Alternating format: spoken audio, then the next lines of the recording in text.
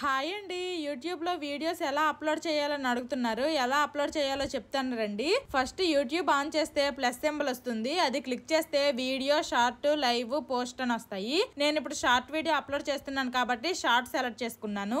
ఈ కింద యాడ్ లోకి వెళ్ళి వీడియోని సెలెక్ట్ చేసుకుని డన్ కొట్టాలి. మనకి వీడియోలో సాంగ్స్ ఏమన్నా పెట్టాలనుకుంటే ఇక్కడ యాడ్ సౌండ్ అని ఉంది కదా, అందులోకి వెళ్ళి మనకి కావాల్సిన మ్యూజిక్ యాడ్ చేసుకోవచ్చు.